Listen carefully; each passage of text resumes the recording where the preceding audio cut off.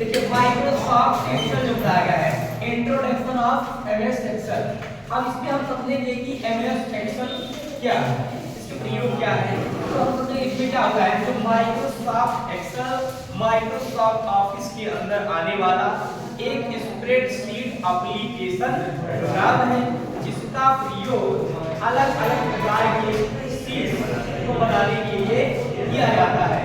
इसमें हम अलग अलग प्रकार की शीट्स जैसे बनाएंगे, जैसे हम लोग बनाएंगे यानी सैलरी शीट, और हम लोग बताएंगे इसमें यानी अटेंडेंस शीट। हम लोग अटेंडेंस शीट बनाएंगे और हमारा हो जाएगा यानी मार्क शीट। ठीक है, हम बनाएंगे मार्क शीट और हम लोग यहाँ पर एक बनाएंगे यानी लाइब्रेरी शीट। हम लोग बनाएंगे लाइब्रेरी शीट। हम लोग यहाँ पर बनाएंगे यानी bank passbook sheet, bank passbook sheet. और हम लोग यहाँ बनाएंगे यानी वीलुकअप शीट, वीलुकअप शीट। फिर हम लोग यहाँ पर आएंगे, हम लोग यहाँ पे बनाएंगे यानी कोटेशन शीट। हम लोग यहाँ पे क्या बनाएंगे यानी कोटेशन शीट। हम लोग यहाँ पर बनाएंगे पाइवोट टेबल, पाइवोट शीट। और यहाँ पर हम सेकंड बनाएंगे। अब देखिए इसका प्रयोग हम अलग अलग प्रकार की शीट्स को बनाने में करते हैं, और इसमें हम अपने डाटा को स्टोर एंड मैनिपुलेट करने के लिए किया जाता है। मैनिपुलेट का मतलब ये होता है अदला बदली। इसका मतलब ये होता है किसी की दुकान पर आप जाते हैं, किसी आइटम्स को खरीदते हैं, खरीदारी करते हैं, तो वहाँ पर एक पर्ची इनवॉइस देगा। अगर किसी के बिल आपको मिलता है, उस पर्ची पे इनवॉइस टैक्स लिखा है तो पर्ची सही है। अगर वो इनवॉइस टैक्स ना लिखकर कुछ और लिखा होता है तो वो पर्ची गलत है।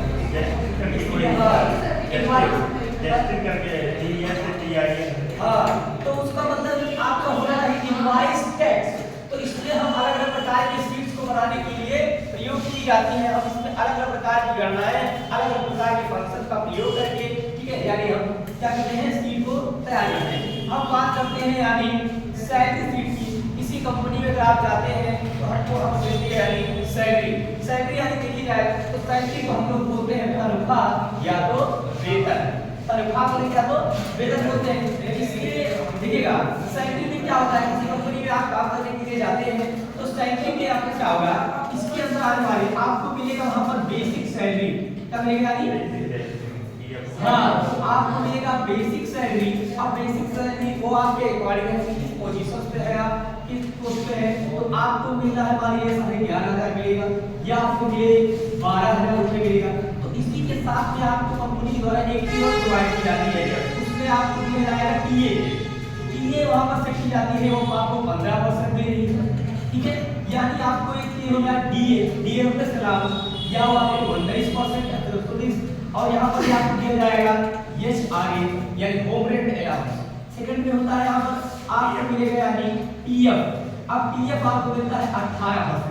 जैसे आप देखते हैं पीएफ को बोलते हैं हम लोग यानी प्रोविडेंट फंड, और इसका एक मतलब होता है हम लोग इसे बोलते हैं यानी पेंशन। पेंशन यानी कहते हैं कि पेंशन है तो कोई टेंशन नहीं है, एक प्रकार का है गुल्लक। जैसे आप किसी कंपनी में काम करने जाएंगे तो उस कंपनी का एक पॉलिसी है कि वो आपके लिए गुल्लक खोल के दे कि आप अपने, ठीक है, सवाल पूंजी को कि आप अपने 10 रुपए 15 रुपए जमा करें, लेकिन ऐसा नहीं होता है। यानी आपको अगर मानिए किसी कंपनी में अगर आप काम कर रहे हैं, अगर वहां पर आपको 11,500 सैलरी प्रोवाइड कर दी है, तो यानी आपके अगर पीए यहाँ 15% है, यानी ट्रेवलिंग अलाउंस या अगर आप अच्छी कंपनी अचीवमेंट करती है, वहां पर अच्छा प्रॉफिट होता है, तो कंपनी अपने एम्प्लॉइज को मतलब बाहर इसलिए नहीं कि वो घूमने जाए तो वहां के लोग एरिया को देखे, नहीं, वहां के 4 लोगों से मिले और जाने कि यहाँ की एम्प्लॉय क्या कंपनी के बारे में क्या सोचते हैं। लेकिन कुछ लोग कहेंगे तो नाती खती कपड़ा में लेंगे, कितना अच्छा पुलिस का है।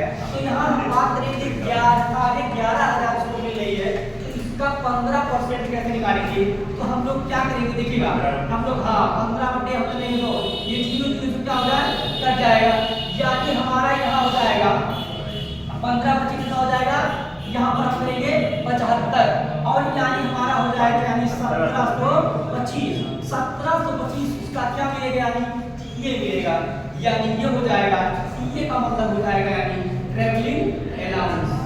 ट्रेवलिंग अलाउंस यानी हो जाएगा ये यात्रा ये उसको मिलेगा यानी जब वो कंपनी उसको ले जाएगी तो यानी उस एम्प्लॉय को उसका कोई चार्ज पे नहीं करना पड़ेगा वो कंपनी उसका पूरा खर्चा उठाएगी वो चाहे बस से जा रहा हो या फिर आए वो एरोप्लेन उसका सारा चार्ज वो भरेगी यानी कंपनी की पॉलिसी में जो भी आएगा खाने पीने का सारा सामान वो प्रोवाइड करेगी लेकिन जैसे ही कुछ पर्सनल पहले बता रहे अभी जो पर्सनल लेना चाहेंगे उसके लिए आपको तो देना ही पड़ेगा अगर आप कुछ चाहते हैं वही पर खिलौना लेने के लिए कोई भी सामान लेने के लिए हाँ कपड़ा लेने के लिए तो उसकी कंपनी की पॉलिसी में नहीं आता मतलब कि आपको प्रोवाइड करे ये आपको खुद देना पड़ेगा तो ये होता है हमारा की जिसे डियरनेस अलाउंस का मतलब महंगाई बताने क्या होता है कंपनी की पॉलिसी होती है कि कंपनी में अगर मान लीजिए बढ़ोतरी होती है तो आपका टैक्स बढ़ा दिया जाएगा टैक्स बढ़ जाएगा तो उसमें चार्जेबल और भी आपको याद पड़ेगा और जब बात हो होम रेंट अलाउंस का मतलब होता है